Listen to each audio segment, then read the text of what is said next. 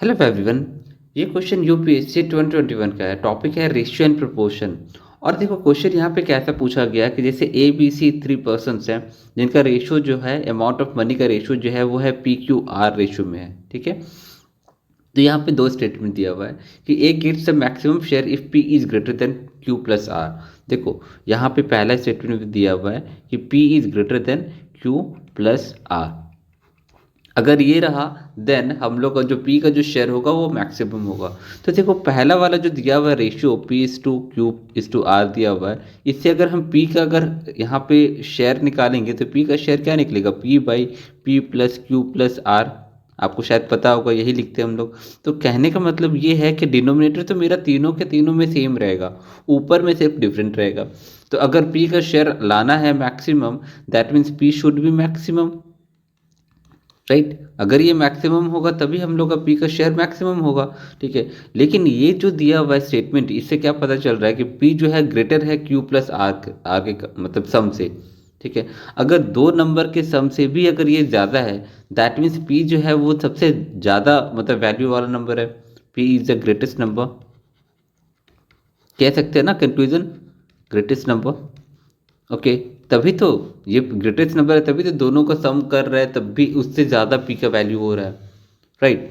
तो इसीलिए statement one हम कह सकते हैं हाँ ये ट्रू है। ओके, कंफ्यूजन नहीं है। ओके, देन सेकेंड वाला स्टेटमेंट देखो, लिखा हुआ है कि C gets a minimum if R is less than P plus Q. अगर आर जो है वो मिनिमम होगा दोनों का सम से। चलो एक ट्राई कर लेते हैं। अगर यहाँ पे कह रहा है ना कि आर जो होगा वो मिनिमम होगा पी प्लस क्यू से।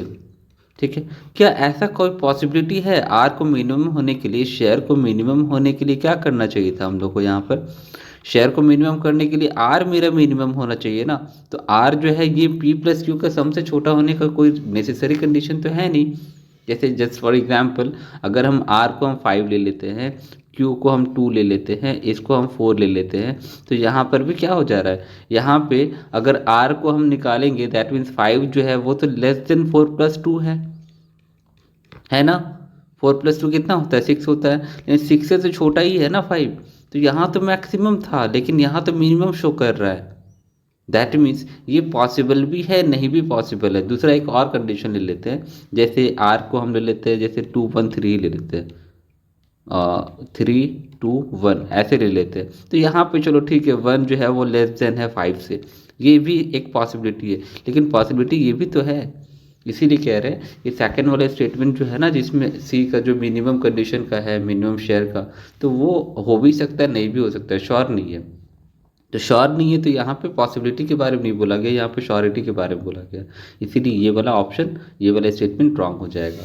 तो सिर्फ फर्स्ट स्टेटमेंट सही है, that means A option is correct. Clear है? Okay then, bye, all the best.